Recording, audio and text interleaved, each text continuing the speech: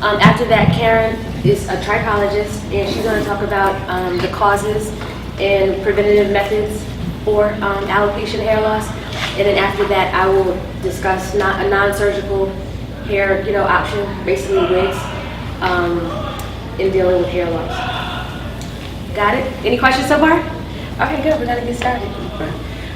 Well, thank you for doing this and getting this all together. This is a group effort. Getting this all together. So, but I'm Kelly Lemon, and I do a lot in Richmond, but I am more known for being social and being seen.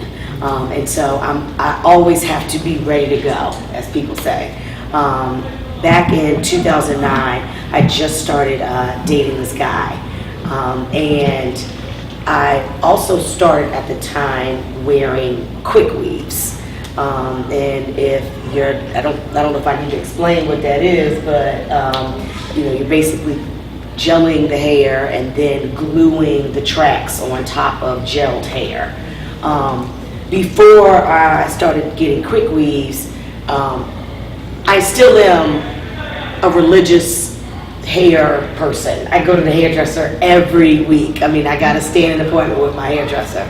But back then, every week I was perming, I was coloring. I mean, every other week it was, these edges need to be laid down, throw that perm in this hair. The next week, my hair would be orange. The next week, my hair would be pink, okay? Then we gotta lay these edges down again with some perm. And then let's put the quick weave on top of that. So every week, something was happening to my hair. The guy that I was dating at the time, it was his birthday, and I had just celebrated mine. I put this quick weave in, and it was time to get a new quick weave. And she's at the shampoo bowl, and she's taking the quick weave out. And when you're looking up at your stylist and you're having a regular conversation, when their face starts to change, you know that something is not right. And she's washing my hair in horror. And she's like, oh my God, oh my God, oh my God, this is gonna be okay. And so I'm like, well, what do you mean? What's going to be? What's going to be? Yeah, girl, I have to get my hair done for this party that I know that I'm going to be seen at. What do you mean everything's going to be okay? And she was like, your hair is coming out in the sink with this weave. And I said, nah, it can't be that bad. Okay, I might lose my edges a little bit, but I'll get those back. And she said, no, you got to look at this.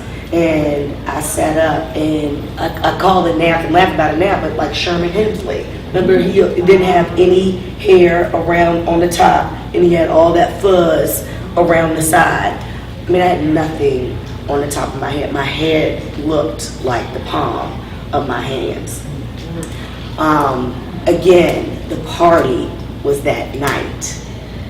What am I supposed to do? And I think I was still doing sideline broadcasting for VC basketball. I still had my TV show that I needed to tape for NBC stuff.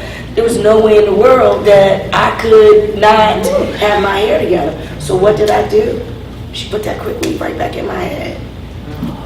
To me, that's all I knew, like I was so concerned about how I was about to look versus what this was really doing to me and my body.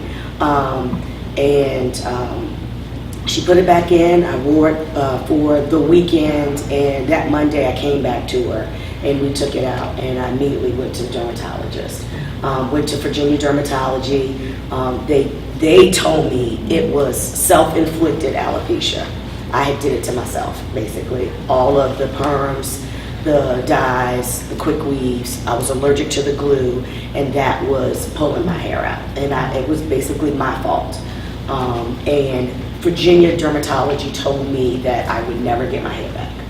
And at that point, I said, you know what? I hope that my face will be all right for people because I'm about to go bald. And I think that I was just like, I'm going to just shave it all off. I was going to be that person that was, that could walk around confident enough with a bald head. Started wearing wigs just to kind of transition myself through it and get through that I guess, courage of knowing that I wouldn't get my hair back. My mom decided that wasn't going to be the case, and we were going to go for a second opinion. Ended up driving all the way down to Hampton, Virginia. I'm from Hampton. And there was a dermatologist, a black dermatologist there named Dr. Cheehorn. Unfortunately, she's passed away now, but she specialized in hair and making sure that the black skin care was taken care of. Walked in there, she took one look at my hair and was like, oh no baby, we're getting this hair back and we're gonna start right now. So my regimen was that I had to go, when I first started off, I was going down twice a month for steroid shots. These steroid shots were going directly into my head. It was 100 of them each time. If you've never had a shot placed in your head, then you have no idea the sound of liquid literally running through. Like you could hear it every time. Not only was it penetrating through, but you could hear the fluid go through every time. It was painful. You had 100. 100. every I time. counted them. Once a month? Mm-hmm. Twice a month. Well, when I started, it was twice a month, but then it started to transition to once. 100 shots. I counted them. And I counted them because I think that was my way of almost kind of like saying, Kelly, you're not doing this to yourself again, you know, like, so I can say it's 100 shots. I can tell somebody that it's not worth this at all. And so 2 years of that and wearing wigs. And how we started a conversation is we were talking about, you know, your brew business and wearing wigs. And so you said, Kelly, I want to get you in some wigs. And I said, I don't want to see another wig in life. I would literally come home every night and take that wig off and throw it across the room. Because that was my frustration. That was, this wig is, you know, it's helping me, but at the same time, like, it is my enemy right now because I have to wear these. For what I do, I have to wear these. But within that 2 years, the steroid shots, hair, skin, and nail vitamins, like I OD on them.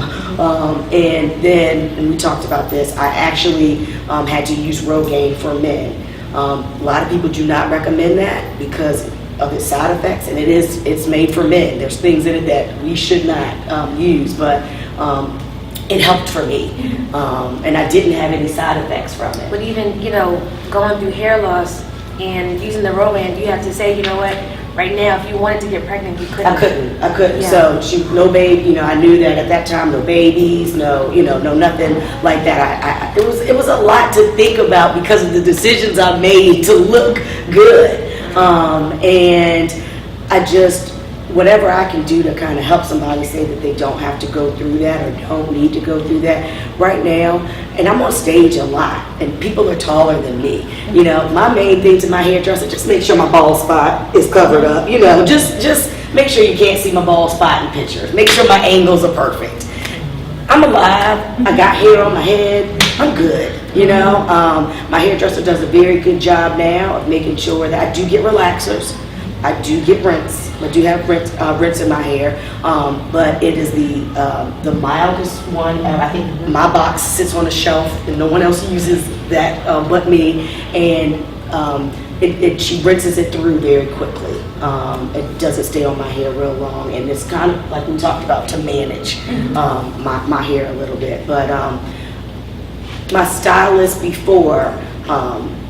You know, I can't put all blame on her because I wanted to look this way. But at the same time, my hair could not take that.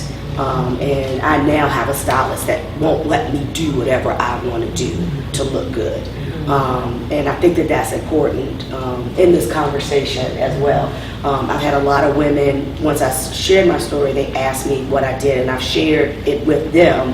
But I was surprised to know how many people that are silently dealing with this and don't have anybody to talk to. And I think that's why we wanted to, you know, have this conversation and to begin this dialogue, because I have women all the time sending me messages in my inbox, they're calling me. You know, it's just something that, you know, you're dealing with shame, you're dealing with embarrassment. And at the end of the day, you know, you look at advertisements, you look at, you know, your reflection on television, it's like, I have to look like this. Yeah. For a man to come involved, it's acceptable. Yeah. Mm-hmm. You know, if you see a man losing hair, you know, as a woman, you might like, he ain't cute no more. But, you know, he can, you know, shave his head and it be okay from a, you know, society standpoint. And so that's why we wanted to just start this conversation, because believe it or not, there's so, you probably know the statistics better than I do, Karen, but there are so many women who are dealing with this and you don't even know it. I thought it was a black woman issue too. I didn't know that it was not No, a black woman it's issue. Yeah. a people issue, men and women. Like Yes. over 30% of women experience hair loss, particularly female pattern hair loss, which I'll talk about when but it's just a people issue. Black, white, it doesn't matter. Now, black women, there are certain types of alopecia that black women experience more than other ethnicities, but it is all people. It is. And I'll talk about that more. So to transition right into it, I still have questions. Whether or not I can be, natural. Like sometimes I just want to take it all out and just be natural. But whether or not it's going to grow, whether or not you're going to see that, whether or not I can have a fade. I want to go to the barbershop sometime, get some parts down my side. I would love that cut, but I don't know if I can have that cut.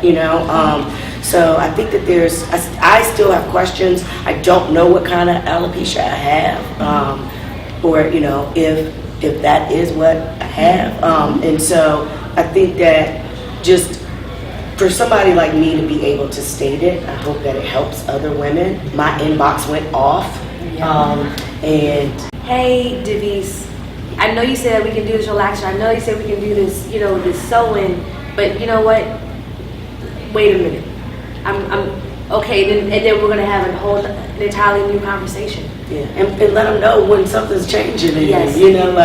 like you asked me, did I have any other effects? And I was like, yeah, I just didn't even think about. I was getting these red spots all over my body, and I thought I was having an allergic reaction to something else, and it probably was the glue. They're saying I'm allergic to the glue, so the glue was probably already giving me the warnings. Girl, I'm about to take your hair now, So here's these little dots I'm putting all over your body, but next I'm taking your hair, and I just ignored it again, all for the look. So, Well, I'm Karen Flowers. I am a natural hairstylist and a trichologist. Has anyone heard of a trichologist? Yeah. No one. You have? Oh, Yeah. yes. Oh, okay, great. We got one in the room. Okay. I just learned too. Yeah. Well, a trichologist is really a person who specializes in hair loss and scalp disorders. So the word tricho is a Greek word which means hair. So trichology is not new. It's just new to the U.S. in general. Trichology was first started in the UK. So in the UK, if you're having hair loss issues, you go to a trichologist, not a dermatologist. Here in the U.S., if you're having hair loss issues, you typically go to a dermatologist. A dermatologist specializes in skin. So the reason I became a trichologist was because as a hairstylist, so let me go back. For years, I went natural because I believed that the relaxer was just making my hair thin out. And it was. That was my experience. I was a hairstylist. I was all about healthy hair, even the relaxer. Even as a hairstylist, I didn't put my own relaxer in. But after years of having a relaxer, I watched my long hair continue to be long, but just get thinner and thinner and thinner. So about 10 years ago, I just shaved it all off. And it was so freeing. So I thought, and I said, in addition to that, I no longer believe in the relaxer. Like, I feel like it's causing my clients' hair to come out. So I didn't do relaxers at all. I just said I'm just specializing in natural hair. So imagine my surprise after specializing in natural hair. I still see clients that come in with hair that's thinning. Even some of my own clients, their hair started thinning. And I would do what most cosmetologists do, go to the dermatologist. They would go to the dermatologist, come back, just the science in me just wanted to know, what did the dermatologist say? Come on back, I can't wait till you get your appointment. They come back and they say, the dermatologist said, I got alopecia. And I'm like, okay, alopecia just means hair loss. That's what alopecia means, hair loss. I knew you had alopecia, that's why you went to the dermatologist in the first place, but what kind of hair loss? What type? And what do you do? So, no knock against a dermatologist at all, but I knew it was more information out there about hair loss. I wanted to know what type of hair loss, what to do, how to treat it. The dermatologist typically said, all of my clients pretty much came back with what I consider to be the same prescription: scalp injections and Rogaine, and that was it. Scalp injections, every last one. Sometimes it worked, most times it didn't. I noticed the hair continuing to thin, so I took it upon myself to study trichology. So a cosmetologist really specializes in the cosmetic, like how your hair looks. but a trichologist really focuses on hair loss and scalp disorders. And even in cosmetology school, what do we have about a paragraph about trichology? You barely even learn about it in cosmetology school. So I went to school for a couple years to learn trichology, to really learn hair loss. So that's what I want to talk about today, hair loss, alopecia, and the different types of alopecia. In order for you to really get to the root of your problem, you have, excuse me, I said that wrong. You have to get to the root of the problem. You have to know, why is my hair coming out? And usually it's not, we focus on what we see, but a lot of times it starts in here. Your hair is just a barometer of your overall health. So it starts internally. So before we talk about the types of hair loss, I gotta tell y'all a little bit. It's gonna be quick and easy. I like my diagram. Yes. Hey, Danita. That's yes. So most hair loss, when I say it starts internally, when you think about hair and how Sit over hair here grows. so I can see. Okay. Yes, I'm sorry, excuse me. Owen, get them pictures. Hair loss. I just have to give you some very quick education on hair cycles and how hair grows. So in terms of hair cycles, there are 3 cycles for your hair to grow. 3 cycles: anagen, catagen, and telogen. Anagen is the growing cycle. So for the most part, your hair is growing 85 to 90% of the time. Your hair is in the growth cycle, the anagen stage.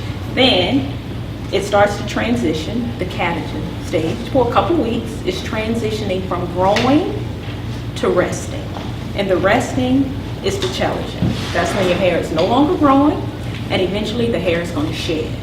Now, because your hair 85 to 90% of the time is constantly growing, you don't really see these cycles because your hair is usually growing. But it will transition and then it goes into telogen. It's resting and it's shedding. Okay, we got that? Now that's important to know when we're really thinking about hair loss. Okay, so we can put that there. So the types of alopecia, since we were talking about you, her doctor said it was self-inflicted. And just based upon what she said, it was self-inflicted. So it's something that she did, or the stylist did, or they did jointly to cause the hair loss. Now, there are different types of alopecia, and I'm going to start with this one. When I say you have to know what type of alopecia it is, this is what you have, this one. So this one is called, this is a tongue tire. Let me get it right though. Centrifugal or centrifugal, it's pronounced both ways. Cicatricial alopecia. Central means it starts in the center of your head, like the vertex or the crown. Centrifugal or centrifugal means it radiates out. Centrifugal, I'm saying it wrong. Cicatricial means scarring, and alopecia means hair loss. Okay, y'all got that? Okay, this is the one I see a lot among black women. This is the one that was diagnosed back in the 1950s. When back then black women, we weren't getting relaxers, but we were pressing our hair out. Back then we were using a lot of hair grease. That oil would burn, that hot grease would come down, because when you're doing a blowout, even as a professional, you're doing it like this. When you're doing it yourself, it's hard for you to do it like this, but usually when you're doing it yourself, you go straight up and that oil just trickles on down your hair and burns that scalp. And that's something that happens over time. So that's when it was diagnosed back in the 50s. CCCA, that's the easy way to say it. But now there's been a lot of research. We don't press our hair out, now we relax it. But even with CCCA, this is something that's primarily in black women because of hairstyles, particularly relaxers. Y'all know what happens when we get a relaxer, it burns our scalp. So it's not the oil, it's the relaxer. And even as a hairstylist, even when I put a relaxer in, at some point when that relaxer starts to spread, it gets on the scalp and starts burning. So over time, it is going to affect your hair follicle. And usually it starts right in the top. Now, do you find, is that the case? Because I know, having a specialized natural hair myself. Hair, the top of your hair, it changes. It's usually coarser. The back part of your hair is usually finer. But usually, because with natural hair, you can have a little bit of everything. You can have coarse, fine, looser. You can have a little bit of everything. That's just natural hair. But I don't think it's a direct correlation Okay. between the two. Okay. No, if that's what you're asking. Okay. So this is something I see in a lot of my clients, and this affects Black women most. This type of alopecia. It is a scarring alopecia. That means once your hair follicle is destroyed, then it is permanent. This type of alopecia. Now, at the same time, the thing is, a lot of times you have some scarring, but you also have some hair follicles that are dormant. So they're not destroyed, they're just dormant. So as a trichologist, I do have cases where I am able to restore, not all of the hair, some of the hair, back to its normal form, but not all of the hair. So as a trichologist, with trichologists, we don't just look here. We assess the whole person. So we're going to ask you about, of course, how you're wearing your hair, what type of hairstyle. We'll ask that. We're going to ask you about medication. We're going to ask you about your cycle. We're going to ask you about what you eat. We're going to ask you, did you go on a diet? Is it a crash diet? Did you rule out protein? So we do family history. All of that affects your hair loss, not just what you see. And going back to this, what happens with internally? Usually, in some types of hair loss, there's a disruption in this cycle. That's when you lose your hair. So for example, with female pattern hair loss, this is the #1 cause of hair loss among all women. Female pattern hair loss, androgenetic alopecia. This also starts in the top. So this is the #1 cause for women, female pattern hair loss. And with this particular hair loss, what happens is your anagen, your growth stage, when your hair should be growing, because this is genetic. This hair loss is genetic. What happens, your anagen phase starts to get shorter. So your hair is no longer growing. The anagen phase can be anywhere from 2 to 6 years. So that growing phase starts to get shorter and shorter, and the resting phase takes over. So your hair starts to rest and shed, and your hair starts to come out. And even, for example, in terms of knowing the phase, the growth phase, people ask me all the time, well, why won't my hair grow long? Or why won't my hair grow as long as this person? Or my hair will grow to a certain length and then it stops. That is genetic, primarily genetic. It has everything to do with how long your hair stays in the anagen phase. Your hair can stay in the anagen phase anywhere from 3 to 6 years. So if your hair is in the anagen stage for 6 years, you're more likely to have long hair. If it's 3 years, it may grow to a certain length and then stop. So that's just something to know about. This is interesting. I've had clients come in who, my hair was so long when I was younger. Is that part of the reason why? Like, you know what? And then I cut it and it never grew back to the same length. Yeah. Well, no. Because, yes, as you age, your body changes, hormones change. As I was saying, hormones have a lot to do with hair growth. That's why it's important as a trichologist, when I do treat trichology, it is not just the hair, it is a lifestyle change. Meaning you have to change, you have to focus on your internal first. Everything has to do with nutrition deficiencies, and hormones. So what you put in your body, what you eat, for example, what you don't eat, does affect your growth cycle. So, and in addition to that, what you were saying, a lot of times, it is genetic, but it's also what you're doing to your hair. Even, for example, with natural hair. People say all the time, my hair was relaxed, it was long, it's natural, I can't quite seem to get length. Because natural hair in general is very fragile hair, it is very dry hair, and it's highly susceptible to breakage. And that even varies from one person with natural hair to the next. My assistant, the one recording me, her hair is very dry, very dark. Excuse me, she's not my assistant, she's my stylist. Excuse me. Danita. Her hair is very coarse, it's very tight for years. She just couldn't get length because it kept popping off. But when she locked it, she has her length now and she's making sure she's showing it too. But So when I told you that, I mean, like, that's literally what my scalp felt like and looked like. That's a scar? Is that what that was? Not initially. Okay. No, that just literally, all of your hair came out like in a one big old patch. Like, so no, your hair follicle. I'm not sure if your hair follicle was active or not active, Okay. but at that time, that probably wasn't the scar, but Okay. that was the sign, that was the trigger. that scarring is on the way. That's like, with hair loss, usually it's a trigger, depending on the type of hair loss. Sometimes, a lot of time, is stress. So in talking to clients, I'll ask them, anything traumatic happen, good or bad? Usually because the hair cycle, even this telogen, that resting phase, is about 3 months.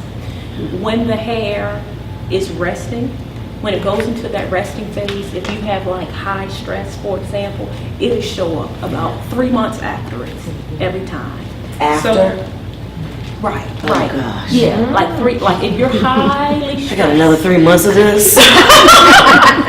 Yeah, usually, not all the time, Okay. but usually that's an indication when you'll see it. So when we talk to clients, I'll ask, anything happened to you? Anything going on in your life? Did you get a new job? Did you get a divorce? Did you get in a car accident? Anything that created high stress where your hormone cortisol is released in your body?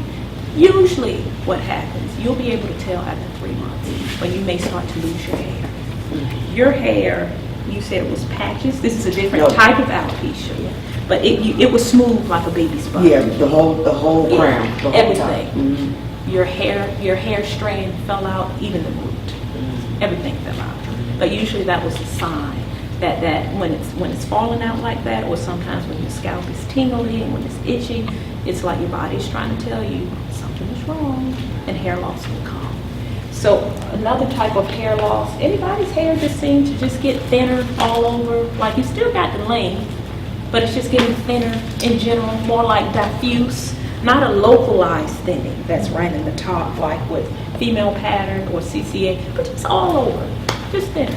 Yours get thinner? Okay. Both? Okay. That is called an alopecia called telogen effluvium. Okay, y'all. See, if y'all paying attention, what's telogen? What's telogen? Like a telephone would tell. Communication. That's the last one. Yeah, the last one on the growth cycle. That was good. Yes, that's the last one. And remember, the last one is the resting. So your hair will rest, and then it'll fall out. But then, within 3 months, I forgot to say that another hair strand will come in right behind it. Then it goes right back into the anagen phase. So you don't see it. So usually it rests on average about 3 months, but you got a hair strand coming in right behind it. So telogen effluvium. Effluvium is shedding. So what happens with this type of alopecia? Usually this is triggered by stress. So if you notice, depending on how you wear your hair, if your ponytail is getting thinner, then your hair is generally shedding all over. Or if you're natural, if your afro puff is not as big, then your hair is shedding all over. This is telogen effluvium. Now with this, the telogen phase, there's again a disruption in your normal hair cycle. In this particular hair loss disorder, the hair abruptly goes into this telogen phase where it stops growing, it starts shedding, and all your hair is shedding out. But usually this is temporary, because once you get your body in balance, once everything is balanced again, the hair will grow back. This type of alopecia. Alopecia areata, anybody know anyone whose hair just fell out, like in patches? Or the eyebrows fell out as well? Is that you? Yeah, I also have scarring. Okay, you have scarring and alopecia areata. Okay, so with alopecia, this is a patchy hair loss. Now this is autoimmune. This is your system attacking the hair follicle. This type of hair. Now this is the type of alopecia that what is most predictable about it is that it is unpredictable. Your hair will fall out, then it'll grow back, it'll fall out, and then it'll grow back. But it is very, very unpredictable. This is the type of hair loss. I have I know she's, how old is 25, but at the time she was 10. And she had, and her hair was her glory. She had long, thick, curly hair all the way down her back. And at 10, her hair just started coming out. It just bald patches at 10. And as the hairstylist back then, even though I wasn't licensed, but I could just do hair, it's like, what is going on with my niece's hair? It just fell out and fell out and fell out. Her eyelashes fell out. We took her to a dermatologist and she said she had this. I didn't know what it was. But she started wearing wigs, and the wig she wore, she felt so uncomfortable because she was 10. and they had her in wigs that looked like your wig for 10 years. Now, this is back in the day. Normally, now, you can go to any high school, or even junior high school, the girls got on wigs. That's just normal, but not back then. So I made her a wig, and it was a little ponytail wig. It was so cute. Anyway, so now she has it. Her hair has grown back, but she's so accustomed to wearing wigs. Well, where she started out with this type of alopecia, where her hair would grow back normally over time, but she got so accustomed to how she looked with the wigs, with the long flowing hair. Now she has, so even though her hair grew back, now she has traction alopecia. And this would be the what's your dermatologist? Self-inflicted alopecia. Now this is the alopecia that we have from what we do to our hair when we're wearing the braids, when we're wearing the wigs, when we're wearing the tight sew-ins, that when we're putting relaxer over relaxer, because we gotta lay down the edges, and then, you know, a relaxer weakens your hair, but then you turn around and put in a tight sew-in over your hair that's already weak. This is what happens. This is traction alopecia. So now my niece is forced to wear wigs because she went from an alopecia that, even though it's autoimmune, is in her system, it was still manageable. She went from that to this. Now she has to wear wigs, so it's no longer she's no longer a choice. Now it's forced. She has to, because she has no hair loss. This won't come back. That won't come back for her. Or at some point, the goal with hair loss is the earlier the better. Catching it early would be the best form of prevention. So your hair will get to a point. Yes. So alopecia, traction. Yes. If your hair follicle is still active, yes, it will come back. But with traction alopecia, it can mimic scarring if you're doing it over and over and over again. And usually this is gradual. Usually this is years. I'm sure all of us have had sew-in or some braids. We took it out. My edges were a little thin. Right. If you don't turn around and put another weave right back over that, then you'll probably be okay. But usually when you're doing it, it may not come back. Now what we do as trichologists, and I say we because I have one of my fellow colleagues here too, Dana, she's a trichologist as well in the area. We will actually do a full analysis of your scalp. So as a trichologist, we ask 1,000 questions. Sounds like we're getting really, really personal, but those are the things that you have to consider when you're thinking about hair loss. So in addition to that, we will scope your scalp. So we will look at your scalp under a microscope called a dermatoscope that is designed specifically for your hair, which will magnify your hair follicle by 50, 100, 200, 500%, so that we can really see what your hair follicle looks like. And that helps us to determine whether or not you have scarring, whether or not it will grow back, whether or not it may grow back, because sometimes we don't know. But that will help us to determine whether or not your hair will grow back. Again, you said you have scarring alopecia as well? It started off and it grew back. What was that? It started off as growing back. So, you know, I could have a full head of hair to wake up and it's on the pillow. And then the scarring covered the follicles, and the follicles are not active in certain spots, which is here and here. So if I let it grow back, it's just there. So I decided last year to no more wigs for me. Shave it off. Well, congratulations. That's Like, I'm spending all this money for, like, oh, mind you, they got money from me because I was 23 when it was thinning. I'm 43. So at 23, I'm graduating college with my son, my stomach, getting ready to have him. So yes, stress might pay the part of that and all of this good stuff. And it would grow back, and then it'll fall out, and then it'll grow back. And then he was like, well, so I done went through the laser and take the good follicles and try to put them in there. Like, I done did all of that stuff. Okay. So you In these years, yeah, I done did it all. And gave away all this money to end up just last year when I sat in my beautician chair. I said, don't make me no another week, just shave what's up there. I'm just going bald. She said, you sure? I said, she said, yeah, because you cuss people out. I'm fine. I just turn your mirror around so I can't see and take it off. Did I hear you say you had alopecia areata as well, and you got a transplant? Yeah, see, that's not... No, it took years from that. It ain't happening. Oh, okay. It ain't happening Okay. right away. all of this took, I'm 43, it started thinning at 23, so the process started 20 years ago. The last thing was that transplant. Okay. Go ahead. You mind if I ask you a question about that? When you got the transplant, what did the dermatologist have you do afterwards to make sure that the hair was growing and that it took?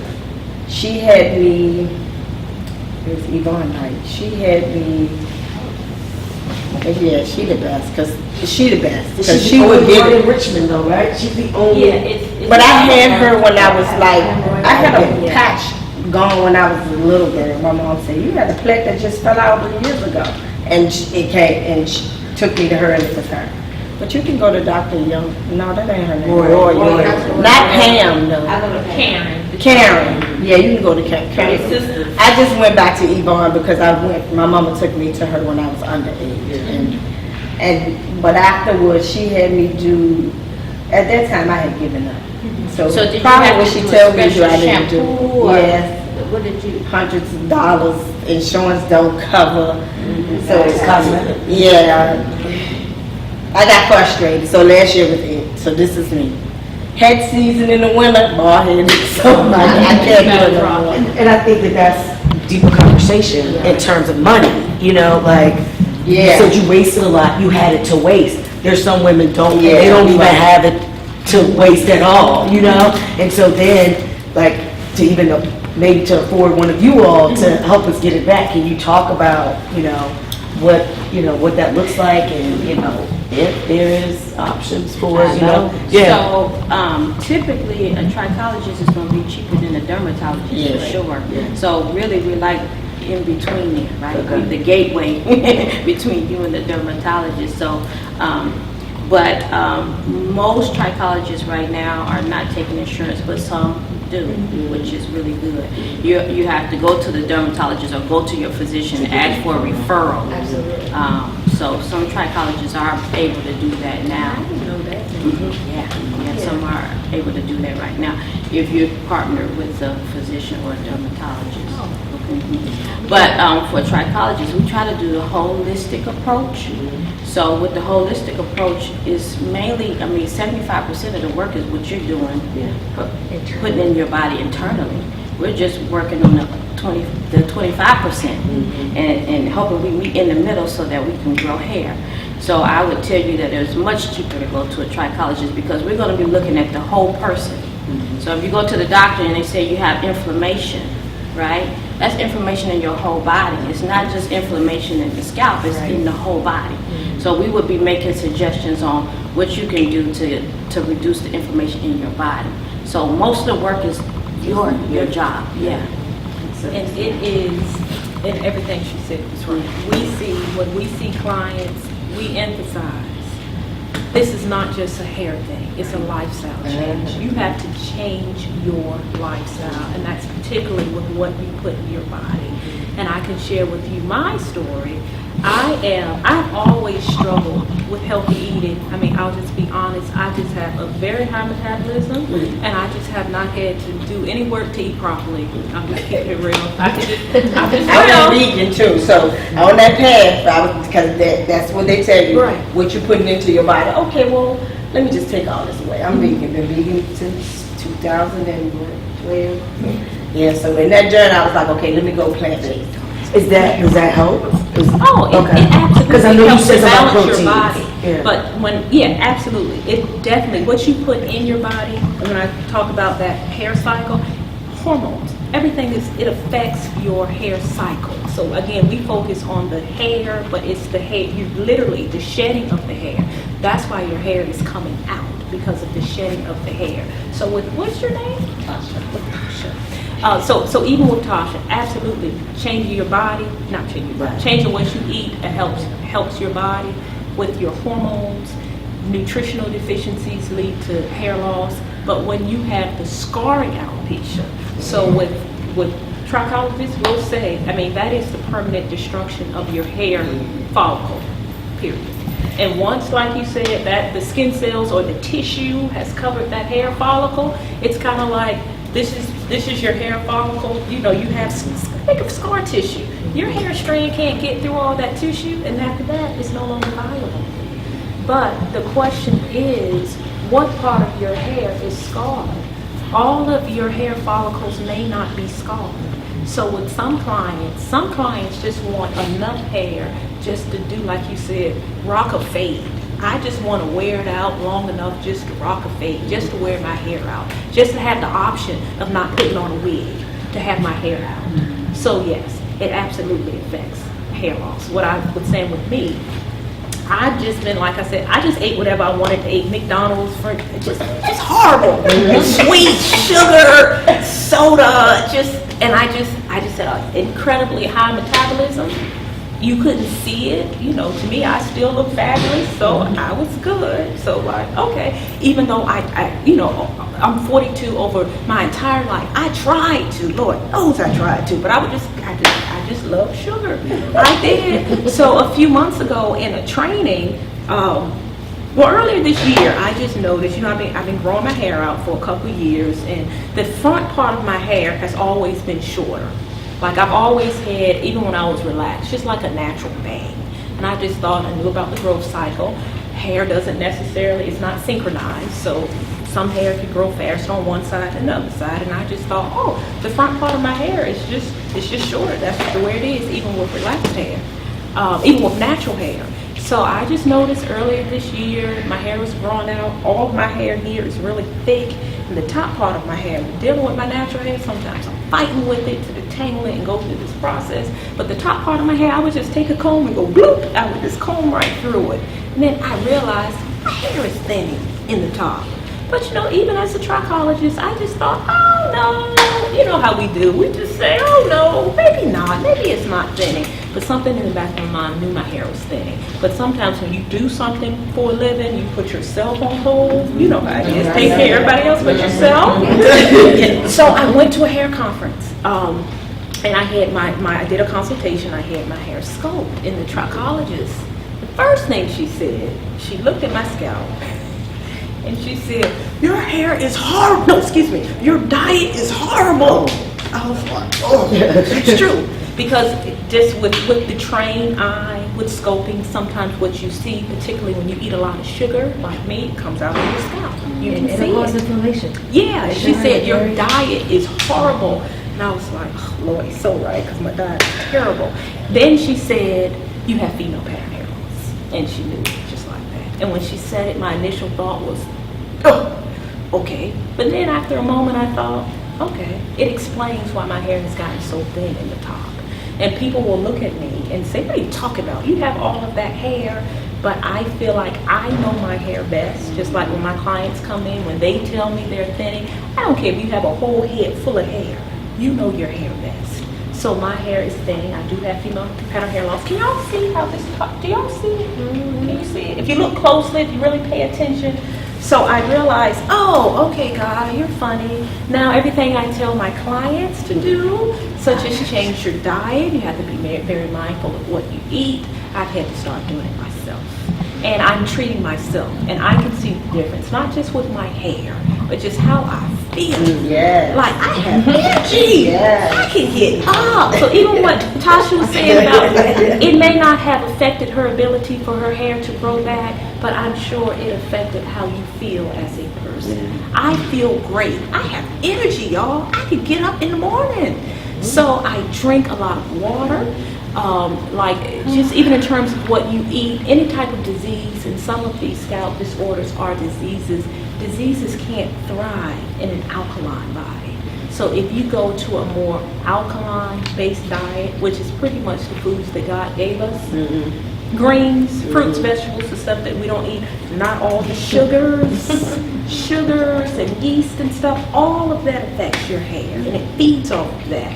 So I have completely changed my diet, and for me, that's what it took. Because again, with me, you couldn't see it in how I looked, but I felt it. So now I have changed my diet. I'm treating my hair. I see the difference. I feel fabulous. With me, I have an early onset. So had I done nothing to my hair, 20 years from now, you would probably be able to see my scalp. But that's why I said early prevention is the best cure.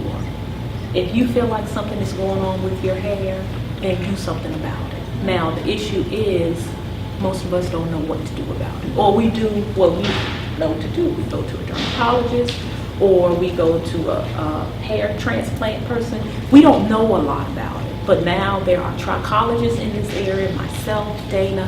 We are literally on a mission to raise awareness about hair loss, to reverse hair loss, to stabilize the scalp. We are trying to do what we can do to really bring awareness to hair loss and to help us save our strands.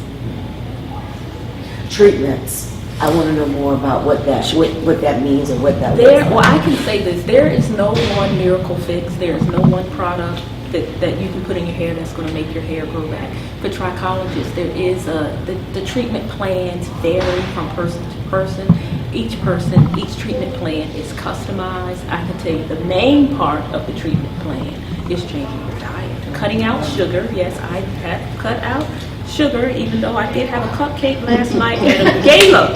But that was it, just one cupcake. I was there. It was a good cupcake. Yeah, it was a good I had a cupcake. vanilla one and a chocolate one. Yeah, so like just moderation. You know, I had one cupcake. Okay, I think I had a glass of wine too. But for the most part, I've cut it out. So the biggest part of any treatment plan, like I said, most people want to focus on, well, what are you doing to the hair? It is you. You have to change your diet. We kind of go with the eat right for your blood type. Obviously, that's something that I'm still studying because anything dealing with diet, I didn't know. But that's something I'm still learning. I'm doing the eat right for my blood type and it's working.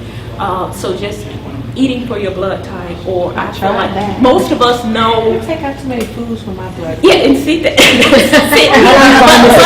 it works. We actually have Where's this information? I actually have a book right in my car. It's an app too. It's an app. Eat right for your blood type. Okay. Because I'm a vegetarian now. I did that because But for the check same reason, but I Because can't your do blood that. type is what I like you cheese. Yeah, your blood type. Veggies. And not all blood types It's are delicious.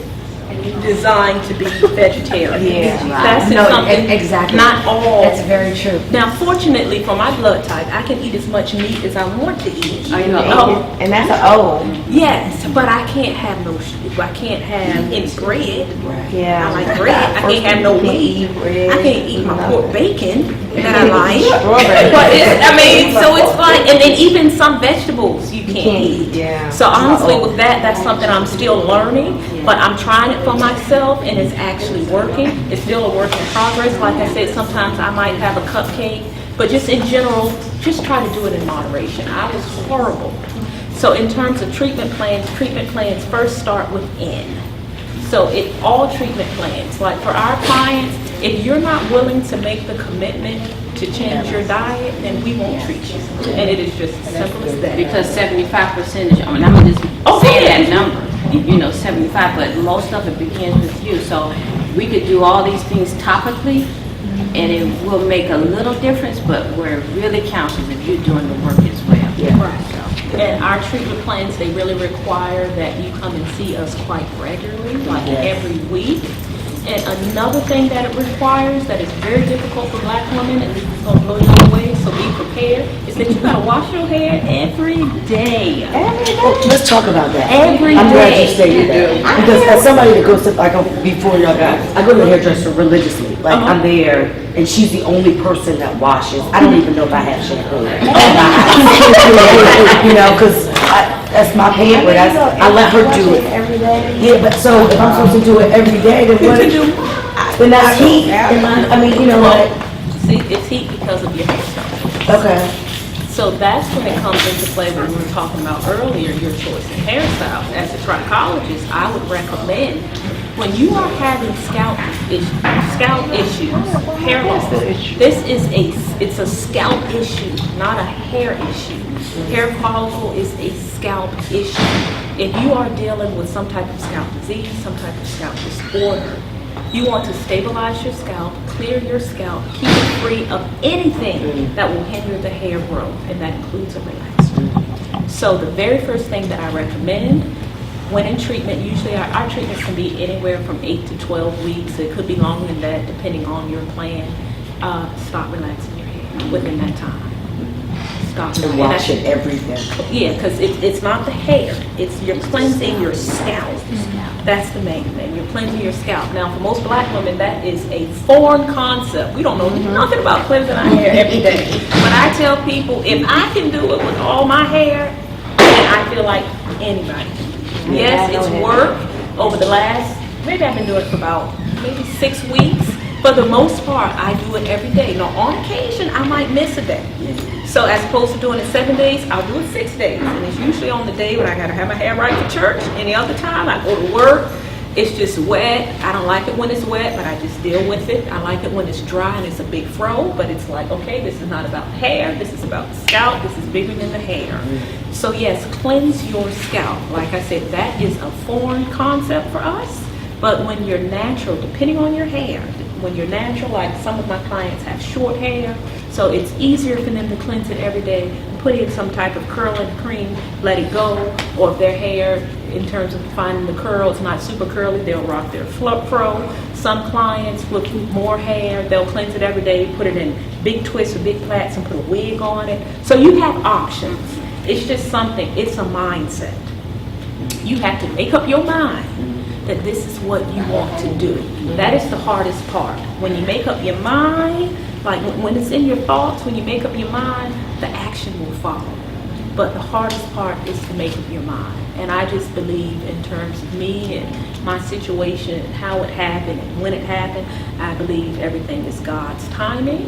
And I feel like God revealed that to me at this time so that I can better relate to my hair loss clients. Like I thought I could relate before because of my experiences as a stylist working with women with hair loss, but now it is something that I deal with myself.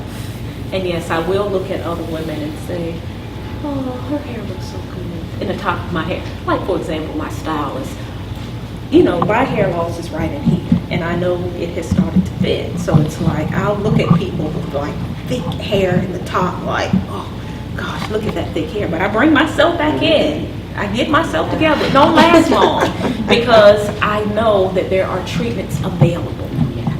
And my hair will not go bald because I know how to treat it. But fortunately for me, I caught it early. It wasn't a 20-year process.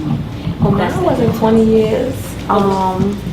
Mine started, I met her online with somebody else. But I was sharing with her when I came on Friday that I started taking Depo-Provera injections. And then I started noticing, because I was dealing, we used to talk about the cycle, I was having very heavy cycle. And then I found out I had fibroids. So the only way they can do something about it was they gave me the Depo-Provera injections. So then I started noticing, and I was 43 at the time, and so I started noticing like, oh, my hair is thinning at the top, but I didn't pay no attention because everything was long at the bottom. But I knew when you said family, I had family who had thinning at the top, but theirs wasn't bad. So I was like, well, theirs ain't bad, so why is mine bad? Then I stopped the Depo-Provera injections after I got the hysterectomy, so now my hormones was all off, and I had stress, and so it started thinning more, so I started wearing partial sewing just for the top because I was like, okay, you know, this part is looking thin, and I like to wear my bobs and stuff, so that would blend right in. And then a couple of years kept going on, and then it started getting more out. So as I was telling my hairstylist, I was like, I think something's going on up there, but it was irritating. And so I would be scratching like, and I bought a weave pick, and I would take that thing and scratch, and I was wondering like, what is going on? And when she washed it, she said, well, maybe because it's dirty. And when you said about the glue, I did too. The traction, I have both traction, and then I have that CCAA, whatever. I had both of them. So the traction started first, and then I was like, well, don't braid so tight, and then I pull my hair down so she wouldn't sew that part in, and then I noticed that it was the weave was going back, and she said, oh, I can't braid. Then everything started going back. I was like, well, now I don't want to wear those weaves like that. So I said, I'm gonna get a wig made because now I don't want to wear the weaves. But then it started falling out more, and then this part was long and thick, and I was like, now what's going on here? So I said, well, I'm not putting nothing in my hair. I'm gonna just let it go. And then like last year, like this year, I woke up, like she said, and I was like, you know, I'm just shaving it off. And I shaved it off with the dermatologist afterwards. I was like, oh, dermatologist. I was like, the barber. actually told me to go to the dermatologist. And then she was sharing with me that was what was going on, and them injections do hurt. I had 10 of them. The 10 that I had, I didn't go back. She gave me the cream, I put the cream, she gave me 10, I was looking, I was like, I'm not going back. I can't deal, I don't like needles for one. And when she was stuck, and I was sitting there like this. She's like, breathe. And then she kept tapping it, it was bleeding, it was terrible. So I just got wigs made, and I was like, I'm not doing it. How long was your process? You said you were 43 when it started? Yes, Like, what was 43, the 43? and I'm 48. So Okay. now I wear this because I just I just can't deal with the hair. I'm used to hair. I just had hair when I was young, had hair, so I'm used to hair. So there was wearing weaves and stuff. So it's kind of like when I did the ball, I joined the Baldy movement online, and was all in a group, and everybody looked so beautiful, and I was like, yeah. And then after a while, I was like, I can't do that. I don't feel beautiful without hair. And everybody said, you don't look beautiful without hair. You don't do your makeup, and where you pick your earrings, and I'm like, everybody look beautiful with that, but I just can't do that. Easier said than done. It's easy said than done. So now, and so like she was sharing about it grows in. Every time I look now, it's gray and bald. It's gray, but it's growing a little bit at the top, but it's discolored, so I know that's something going on still, but it doesn't itch. But the sides don't grow back, so it looks crazy. And so I go back to the barber and say, look, just shave it all down. So he blends it back all in again, and then I wait for a little bit, and then I'm like, you know what, I need my wigs. I just came and I said, look, I need you to fix this wig. I cannot deal without having hair, and not so much that I couldn't. It's because when you go to work, I'm also an elder, so when I'm in church, people do like this.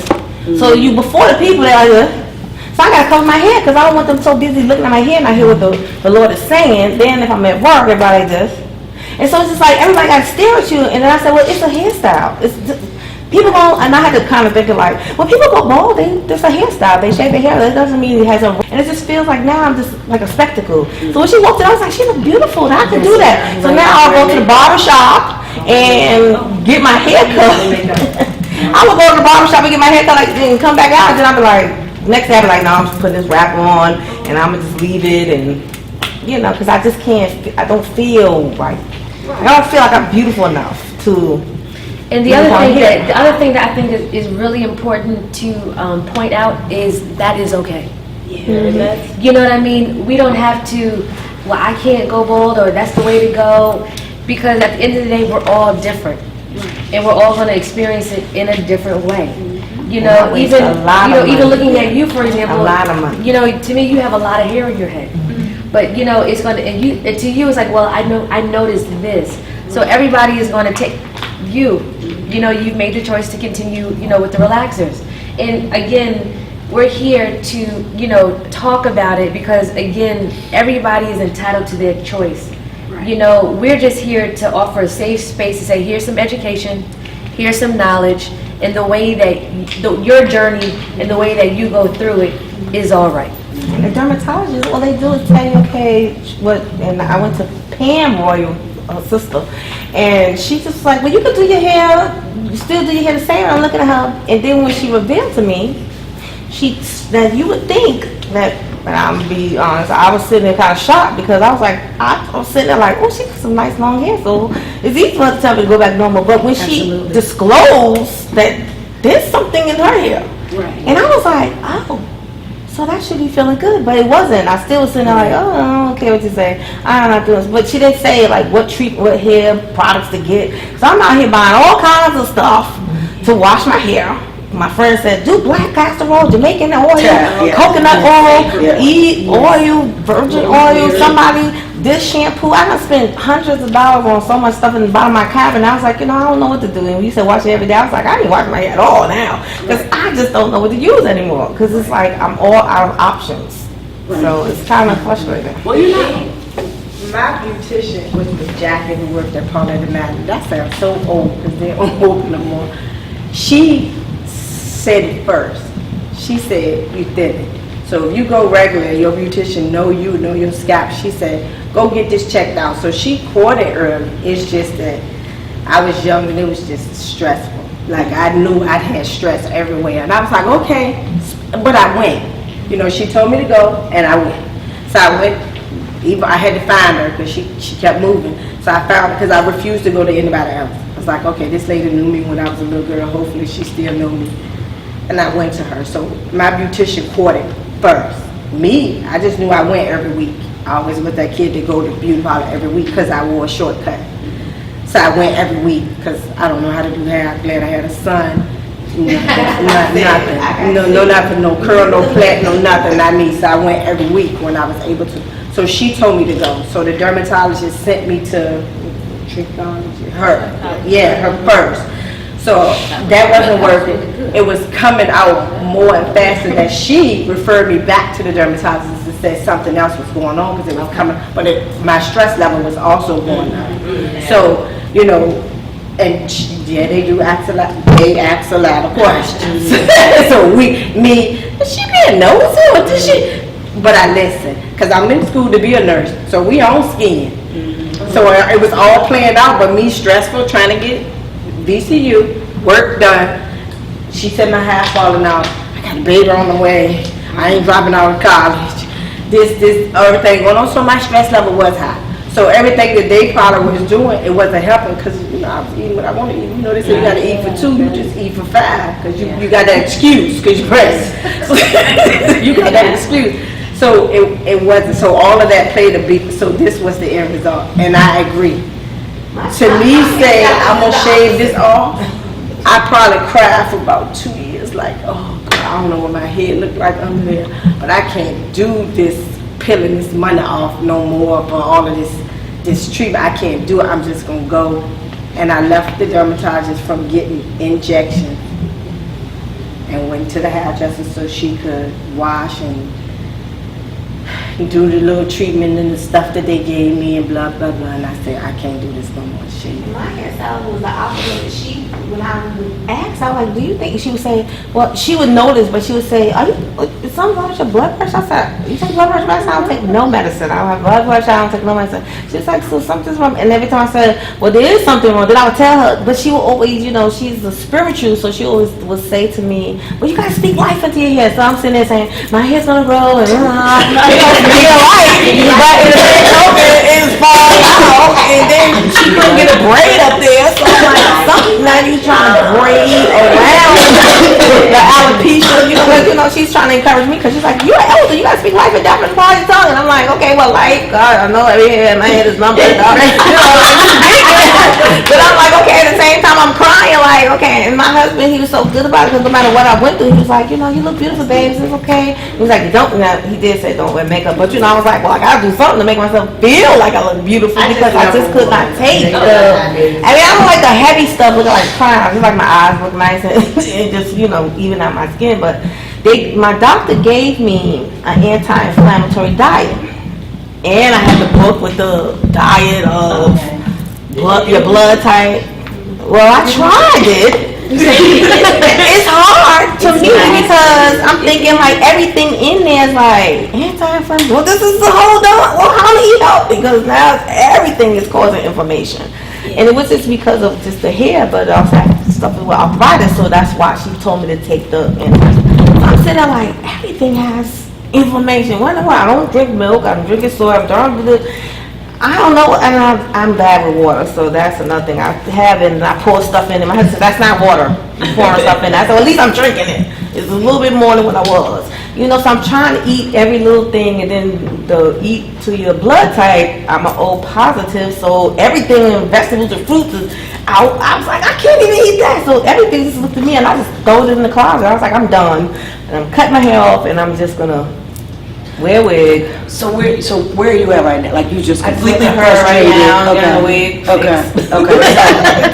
And then I signed up for this. I was like, what, let me calm. Because, some things I'd be like, I'm tired of hearing. And I said, well, maybe something here will help me, because I was looking on and I said, oh, I don't know these people. Well, let me come in here and see what's going on. Because maybe it can help me or get me back to another place. Because I got so much hair products. It's throw it all away and just, another friend of mine said, get some black soap and cleanse your hair with that. I'm like, what in the world? I don't know what to get. I have a list of stuff.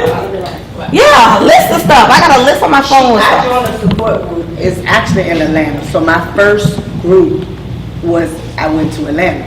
So this is prior to me cutting it, so I'm going with the way I got my wigs made was the way I wear my normal hair, so nobody never knew I had a wig. So I wore shortcuts, that's the way the wig looked. I would pay $500 and something just for this hair that looked like my hair.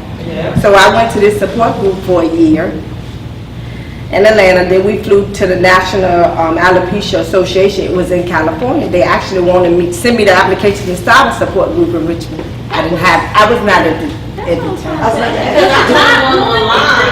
It's Baldy movement. I'm doing that one online. That's why I seen you. That's why I seen you at. I was like, It's no one that they recognize as the National Alopecia Association in Virginia. The closest one to us is in Atlanta. So they sent, not even DC. So they sent me the application to do it. Who I wrote you? Did you? Might have. Am I dear? Yeah. Might have. I'm sorry. I don't be having enough time in the day to do stuff. So I was like, I know I can't. I don't like start stuff I can't commit to. Now show up to talk, I may can, but I didn't do it. So those women are the women to hear their stories made me say I am who I am, and you're just gonna have to accept me for who I am. So when I came back that weekend, came to the dermatologist, got them needles. I was like, shave it off. And I went to their walk up in Atlanta the other weekend. It's just to have the support and to hear different stories, to go that you're not out there by yourself, because that's what you felt. You know how you, Lord, am I the only one who lose and then that's stressing you out, because you think it's just you. You sit in that house and think it's just you, because your friend got hair, or they got hair, and they got hair, and it's just me. So I'm not 6.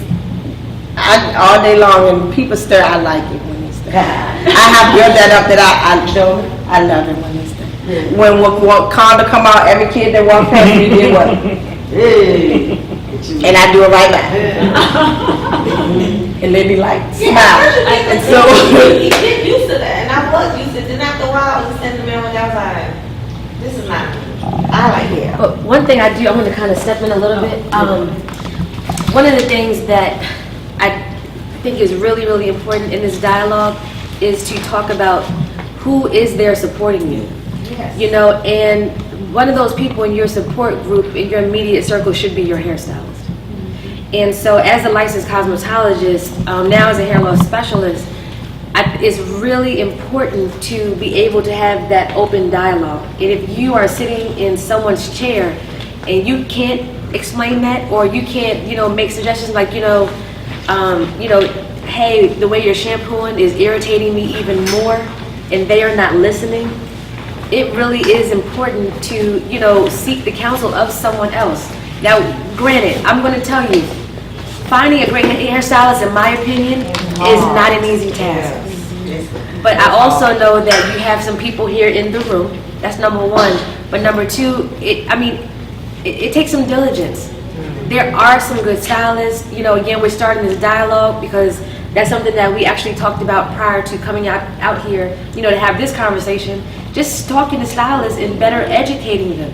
Because some stylists, not to say they shouldn't, they just really don't know. Right. So when they recommend putting on, here, get another sew-in, or just go ahead and buy another unit, sometimes that could exacerbate the problem, and again, they just are not aware. Legally, is there anything legally that is the stylist's responsibility? I'm asking a question, right? As someone that is certified and licensed to do this, is there anything legally that the stylist did? That's a very good question. You have clients, you can actually sue them. Like they said, it's our fault because we go sitting there and we allowed, we say, do that. And if, like you said, I don't know. she went until after. But it took a long time for her to because get I to was that going point. for 5 years and then my hair was out by that time. So what we consider like our loyal clients, our client base, we know our clients. Absolutely. Like, we know the hair. Like, if I've been doing your hair for years, I can tell you, your hair looks like it's thin. What you been doing? Is anything going on? We can see it, and we can also see parts of your hair that you can't see. Most times, you can't see what's going on in the top of your head, but we can. She said, she was looking, saying, well, the follicles don't look closed. It's still look open. So as you was explaining about certain Sometimes you can't even things. see it. Because Yeah, it needs to be correct a me if micros, I'm it wrong. needs to be In microscopic. cosmetology school, you're not really learning about all the disorders of the scalp. Oh, no, we talked about that. Okay. We learned in school, Okay. we learned about a paragraph in that. Right. I So, didn't even. So a you lot learn of about the times, disorders, but literally it's from a topical standpoint. right. You know, and that's why, again, it's not always, you know, I don't want to put the complete onus, because again, if there's Yeah, I an didn't say issue, she did it we are wrong. trained to refer you to a dermatologist. Yeah. That's, But yeah. again, if you have a situation where we're referring you to a dermatologist, and then you have to come back to us because they don't know either, Right. you know, it becomes, again, it's cyclical. And that adds to the depression. You know, that Yeah, adds to I the low was. self-esteem. That adds to feeling stuck. I don't have any options. I don't have any choices. You know, and with the trichologist, you know, here saying, you know what, there's some internal things that maybe, you know, diet and, you know, stuff like that. And then also, as Tasha mentioned, when it gets to that point where, you know what, I've tried all of that. I've had enough. And, you know, again, having this place to say, you know what, I am who I am, and it's okay. Because I'm not defined by my hair. Yeah, I always hear that, but I You always know, try to say that to myself. It takes time. It takes a lot of So, time. prior And- to, Because I just cut my hair May off. So this is just right after my birthday, Memorial Day. So now it's only a couple of months, and I'm still Right. kind of in the. but you have to realize you had hair for 45 years, right? 'Cause And you I- said 48 something. 48 years. So it's only been a few months. Prior to specializing in hair loss, I specialized in natural hair, and I did big chops all the time. And I've seen women sit in the chair and cry and fall out because they're used to seeing themselves with straight hair, and their natural hair is foreign. They don't know about their natural hair. They may not think they're attractive with the natural hair, but everybody has a journey. So you're in right smack dead in the middle of your journey. So you just keep doing, keep going, and eventually, you may be to the point where you can rock your bald head and say, you know what, I'm gonna rock this, I'm fly, and ain't nobody gonna tell me different, but you may not. But everyone's journey is different. If you decide you feel more comfortable rocking a wig, then rock your wig, because ultimately, it's hair, and it's how you feel most comfortable, but it's a journey. Like, she didn't get to this, she's been on this journey It for was just years. last You year said that I 20 said, over 20 years. July the 28th, Yeah. 2017 is when I cut. Right. So last year was my first year celebrating alopecia awareness. At the beginning, they diagnosed me with lupus first. That's what they called it first before they came to alopecia. So they giving me all of this chemo and all of this crazy stuff too. Yeah. And all the tests came back negative and ruled out everything. So they And then diagnosed you before they did the biopsy, here.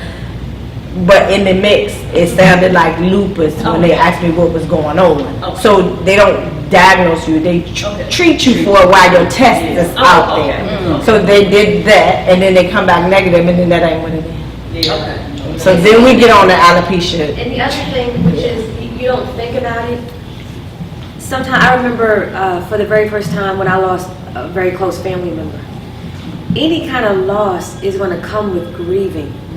And with grieving, you have different stages. You have denial, you have anger, you have acceptance, you have surrender. It's a grieving process. You know, it is a grieving process. And again, you know, there are some people where the hair can come back. There are some people who can handle. I'm not sure that I could have handled your journey. You know, to get those injections. It hurt me to get this little tattoo. So but I'm serious, like, you know, not to make light of it, but to get the injections, you know, that probably would have been too difficult for me to handle. And I remember even as a stylist, I'm doing big chops as well. And I'm cutting hair like, you look beautiful, you're gorgeous. I had cut my hair this one particular time. I woke up the next day. It took me a few weeks to look in the mirror at myself and be okay with that. You know, to a certain extent, like I love wearing wigs. I do feel more attractive with my wigs. And I'm kind of accustomed to it, and that is okay too. That is okay too. I would say though, if you decide you want to go on this journey of hair growth, that you need to commit, be consistent, and comply for a while. You know, like really give it a go. Not, because we used to this instant gratification. We want to put some serum on there and our hair grow. It took a long time for you to lose your hair, and it's going to take a while to get it back. So you got to do the work. You got to be ready to do the work. And I And also, now and to add, when I first started losing mine, I also started seeing a therapist.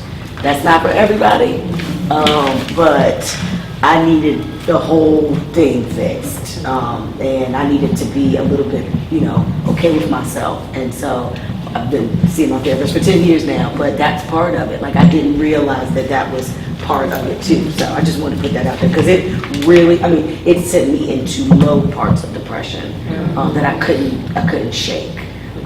So, I just wanted to talk about the mental part. You couldn't shake it alone, Right. My friend, like you said, your friends, they hair all great, looking all good, Right. and they're like, girl, you gonna be all right. And I'm like, no, well, you might not be. Though, I don't have I have let's say, I'm three, who because they know me, knew something was wrong, but because I never said anything, nobody never knew I had alopecia until last year when I shaved my head. Nobody, no family members, no nothing. Really? Nobody, nothing. Until I shaved my head and got an okay from my sunburst. When I shaved it, I sent the first picture to my college kid. He was in college. And he said, with a heart, and was like, oh, I love that. Then I post that picture and said everything I had on Facebook, called family members first, and did it. Nobody knew for 20 years because when I got the wig made, it was my hair. That same hair you always see me with when it ain't done and the wig ain't have no more curls in it, I comb it down like I would do mine and go about my business. It won't until last year that I became this person that I am today. So I get it that it took me a long time to cope with that, deal with it, do everything possible that I thought I could do on my level, and it wasn't work. So I figured God must want me to have this head out here for something. This shaved head has got me in 2 alopecia contests in which I won both in Atlanta. I won the one last year and this year. So it opened, but I had to talk more, and I'm not a talker. I don't want to talk. I don't want to share. I don't want to do nothing. I'll go and listen and support somebody all day long. I like to be the person that'll write the story, but you don't got to never tell nobody I wrote the story. I'm good with that. I'm that person. So it has opened me up to talk. I have supported. My inbox is always loaded, so I'm glad I met some hairstylists so I can say, well, go to therapy. You don't got to go to the dermatologist. It was a reason because I told him, I don't think I want to go. Then I was like, I don't know if I want to go down there.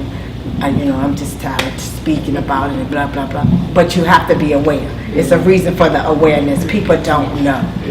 So it has brought me out to talk about it. I don't shed tears no more. The only person I wanted the approval from was my son. I'm his mother. I have to go to those college games. I'm not going to cover it up. He loved it. He cried. He said, because I thought you had cancer. Oh,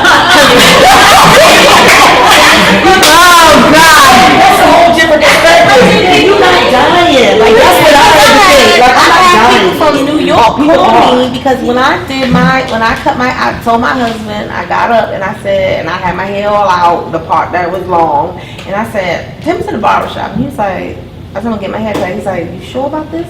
I was like, yeah, what you gonna still love me? He said, girl, please, I've been with you fat, skinny, raw, short, whatever, I've been there. So we've been married 20 years.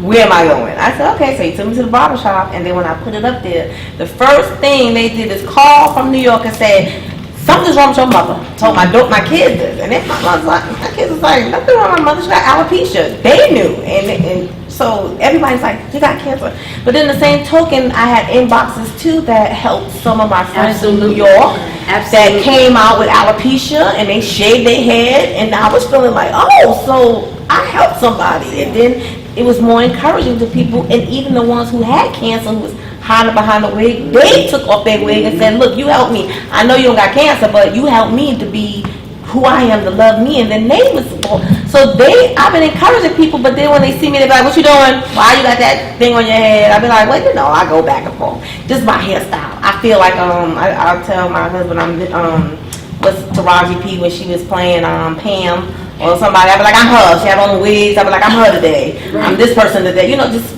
to make myself feel good. But then there's some days I was looking in the mirror the other day, I was like, why does that part don't want to grow? If this part could just grow a little bit, then I feel okay when he give me a little thing. When he had to spray that, what's that stuff they use? Topics.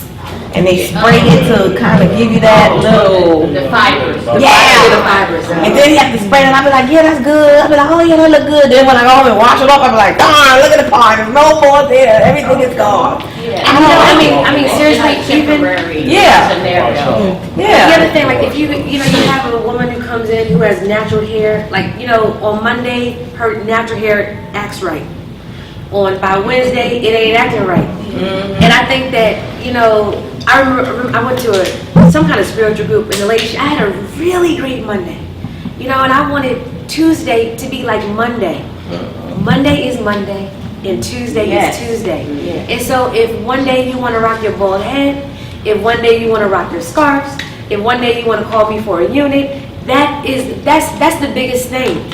All of the ups and downs in every part, about your journey is I'm going to keep reminding us of that, because to me, part of the bigger issue is how we talking to ourselves. Because we do have options. You can go and make some internal changes. You can come and make some physical changes. But the conversation that we're having with ourselves is, to me, one of the biggest issues. And that's why I started Wild and Worthy Hair.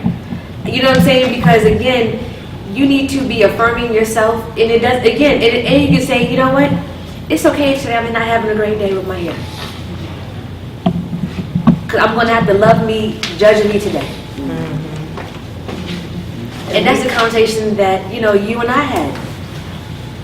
But to walk around even 1 week, 1 day with just shame, and to think that you are alone, that's not the case at all. And so you do have stylists. I mean, again, this is just the beginning, and so I do want to thank everybody who came out, and I do want to acknowledge, the ladies who are dealing with hair loss issues who, even though when you emailed me, I don't even know if I can come in because I don't even want to talk about it. You know what I mean? Like, but I'm saying, so for you to come, and when I saw you, it made my heart flutter. So that's exciting. And for you to say, you know what, I'm not a talker, but I can use this to help inspire somebody else. You get a high five from me from over here. You know what I mean? Yeah. And so again, this journey is not, and it sounds a little crazy, but it's not just about you. Anything that we go through, for you to share, now you're getting people in your inbox, they're DMing you, and again, you're not by yourself. And again, you don't have to, be alone with it. I cannot tell you, and speaking of wigs very quickly, but now in 2018, you have so many options. And when you have a great stylist who looks at your face frame, your body type, looking at your skin color, what color hair do you want? You have, literally, you have an array of options and choices, to help make you feel better for today.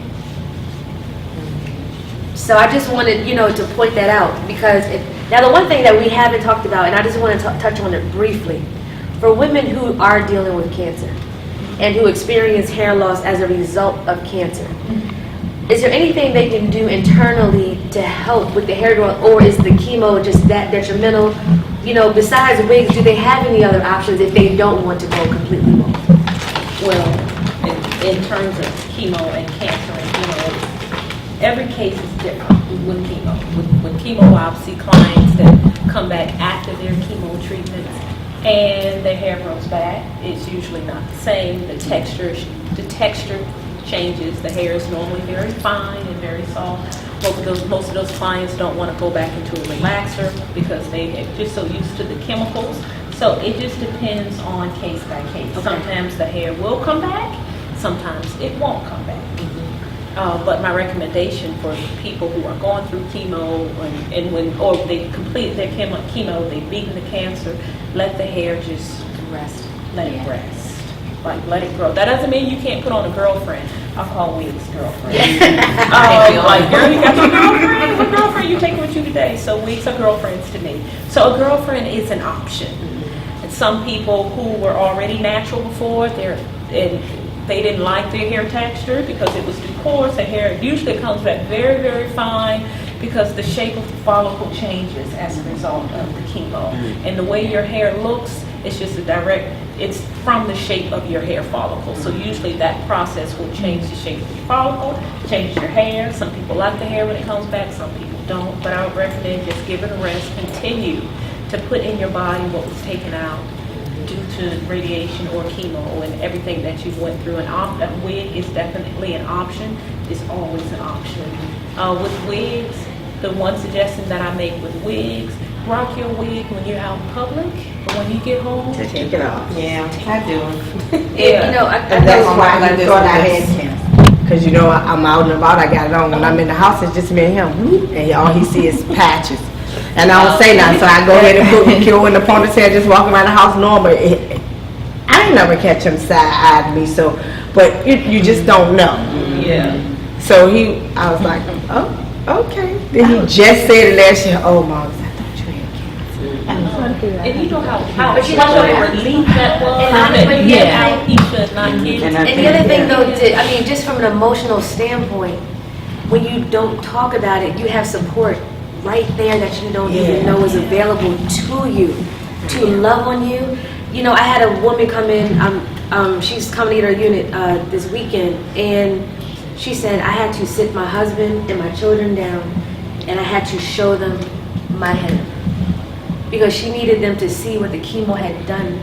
And her husband, what you do to your hair? What's wrong with your head? But then as she continued to talk about it, her daughter cried, and it just makes me sad. I don't care the state of your hair. I don't care if you're bald. I don't care if you never come to me for a wig, if you're natural. At the end of the day, what I want most is you feeling good about you. Because that also, like you said, stress. But anyway, she sat down with her family and literally pulled her hair off.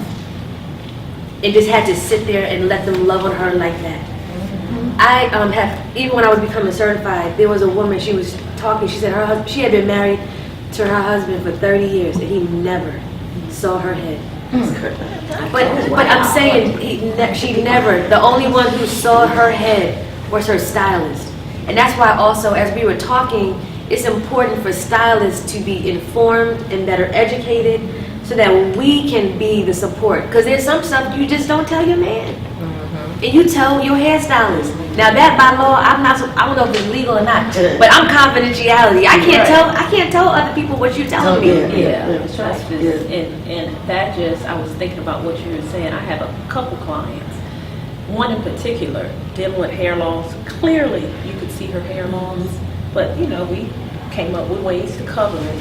She said she didn't tell her husband. I'm thinking, how do you live, sleep, and you're around your husband all the time, but you don't tell him that you're losing your hair, and how if you are already stressed, then your stress goes up even higher because now you're trying to cover You're it. trying to hide it. Yeah, You're hiding it out in the world, and then you're hiding it in the home. It took a That's support big group one. to let me know that I was high. Because for me, in my mind and everything started up here, I was getting treatment. And while I was getting treatment, I was wearing a wig for the treatment. It wasn't until I was in the one in California where she literally chose me out of millions. I don't know why. They like I had on nothing unique. And so, Look at the side, and he would tell me, and I would just sit there like, I was just talking about. I'm gonna just wear this swoop over here, and I'm gonna just put it on there, and it ain't gonna be showing. And then when I finally did it, now he love it. He squeeze my head, he puts me on top, he rub it, and then I just like, I like that, So it's, because he finally feel like. Now I can put even though now I can't put my hands in your hair, but I did before. Now you put all these things, and I couldn't even get underneath there. But now he's like, oh yeah, I like it like that. Oh yeah, and he'll brush it, and it feels good because it's like this is probably what he was telling me. With your husband. Yeah, he already told wasn't listening to him, and he's like, see, and then when I said to him, I said, God, you knew it? And he said, what's the dermatologist? I said, they said it's traction. He said, I told you. I don't know what that means, but I told you. I pulled him outside. And now look, and I said, oh, well, it's okay, you know, and I was sitting there, he said, but it's still nice, and he'll come, and he was like, Mrs. Clean, and, you know, and do that, but it feels better, you know, because I was like, man, I should have listened to him in the first place, but at the same token, he is a support, which was really great, because when I said, I want to go to the barber, he's like, you sure, because I know how you are, you change like the weather, like Gemini, you be like this, and then you be like that, and you're going to regret it. I was like, oh, I'm going to be fine. I did it for a few, and July came, I was like, oh, what do I like this no more? I started wearing the wraps. And I was like, I can't do it. He's like, yeah, I'm fine. Yeah, I'm fine. For the wigs, I have a question. Yes.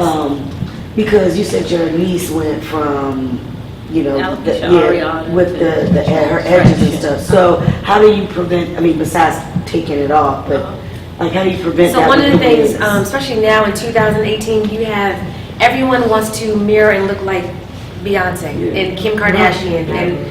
But Kim Kardashian and Beyonce, they have stylists on hand. What happens is you have these frontal units that people are purchasing now, and you have to use, we are using, they call it glue, but it's adhesive. So you have to use like a sticky kind of spray. You're using gel. You're using these bonding agents, and literally what's happening is, it is when you're pulling it off, it's actually causing traction alopecia. And so when clients come in, I know they want a certain look, but again, when you start wearing these like little frontal units, it gets very expensive, and it causes more damage. And so my job is to say, hey, are you sure you want this? You know, so again, so I'm really kind of, I know that's what's in. I have young people coming in, and it breaks my heart because I know in 10 years your edges are going to be gone. And I'm gonna be honest, in this wig shop they're getting younger and younger and younger. And so I try my best to recommend getting closures. So closures is like a little piece of lace right here. It gives you the illusion of a part, it gives you the illusion of scalp, but you are able to take your units on and off daily, and you don't need any harsh adhesives. Because the other thing is, That's what you have on it? yes, I have a closure unit on right now. The other thing is you having the allergic reaction to the glue that was the bonding agent that was used in your quick weaves. That happens more often than not. You know, and so even like when you're dealing with women who have cancer, you know, some of the issues you do have to use some type of adhesive to like literally, but it gets into your bloodstream. And so my preference really is always to have like a closure unit, again, where you can, I prefer taking the unit on and off. Now you do also have the option to get a unit made that you can actually sew onto your braids. That too is an option if you know, because some women who are dealing with hair loss want to feel like this is still an extension of them. They don't want to take it on every day, you know, and that's okay too. But again, you know, just be mindful, you know, work with your stylist. You want to work with someone who is, like we're very big on hair care. Again, I'm a stylist, so I know. So when we're talking and you're coming in and showing me, oh, this is, I'm like, wait a minute, your edges look a little, you know, what are you doing? This may not be good for you. If you're sweating a lot, you know, the adhesive, it actually lifts it up. So you have women walking around with these hairlines that's popping up. That's the crust part. That's the crust part. Okay. Or you see them, for example, they're using all these adhesives. Some of that is the adhesive built up. So that's what the crust part is. Okay. You know what I'm saying? Well, that's good to know, because I'm just staring at people. Yeah, like why is he here like that? No, Yeah. I don't know. I got a son, so this hair thing, I don't know. So we go to barber shop. Well, he go buy something. But barber shop, so I got a son now. I be looking and I be like, what? Why everybody got baby hair? Somebody had to tell me that's a lace front, and they come that way, didn't it? Somebody had to tell me that, I was like, oh, well, you know, that's all right, because I thought everybody was sitting there. And even then, you gotta work with Right that. now, we're really ahead of the curve because I promise you, 10, 15 years from now, because of, I'm calling it a little bit of an epidemic.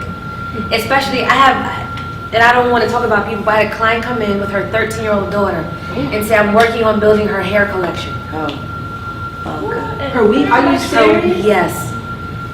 And what I'm telling you, and that's why we're developing the workshops to go into the high schools, because literally we have to teach these young women to love on themselves. Because honestly, if you want to wear a unit, again, that's okay, but let's use a healthier option.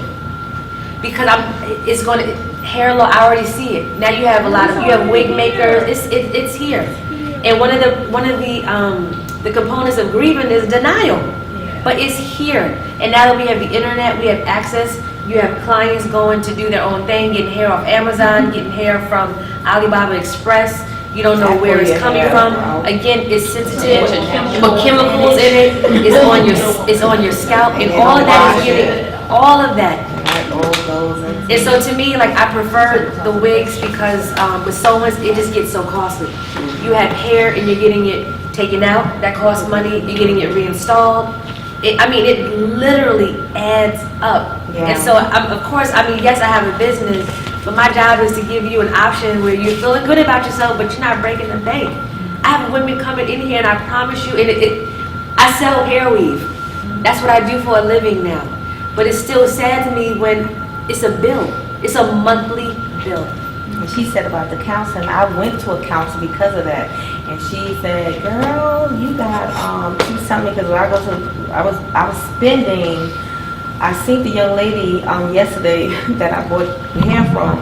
And she said, don't you got enough? And I was like, I think then I said, oh no, I don't need no more hair.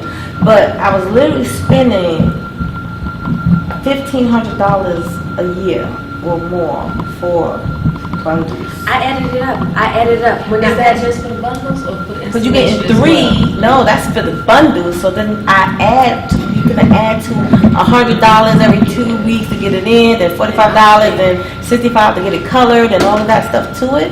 Yeah, I was really spending like $3,500. when that young lady come in, The only thing that really hurts me is my eyebrows and eyelashes fall out. Now, they still fall out and grow back. So I can wake up and don't have eyelashes, and I know you can buy them, but y'all, I don't like those, because to me, I can't see with them on. I try. So when they gone, they're just gone for that little bit of time, and then I just wait for them to grow back. So eyeliner, they just taught me how to put that on. I'm not a girly girl. I don't know where my mama get me from. So they just taught me how to put eyeliner on, and and the mascara. They just recently. Did you get a primer? What is that? Yeah, you're looking to a primer for your lashes. So you would prime the lashes first, and then put the mascara on it. Oh, I ain't see that. So they fall out as well and grow back. Now the hair I shave it, so I'm over. But to wake up and I might not have these. I don't draw them on. I don't know how to do that.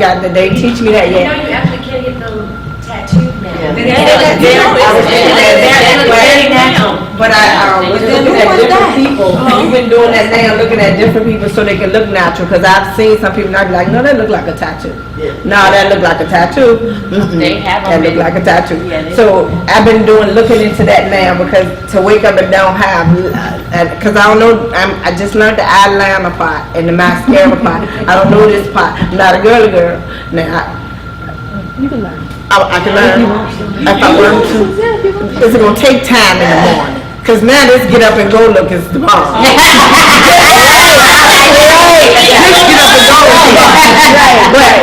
your mind up. I'm going to go get some primer. Because, it takes me about 15 minutes to do an eye. To get this part, I said, you know what she told me to do. I'm coming. That's all. I'm coming. But my lashes fall out. That's the only thing that I be like sick of. Like, I'm not going to wake up tomorrow and have some lashes. That's it. I gotta run, and I apologize that I do have to run, but what's next? We don't know what's next yet, so make sure what is next is that you all fill out these, I know it says Nirvana Hair Salon Rights to Work. Please fill these out. Food on everything, I'll write my stuff down.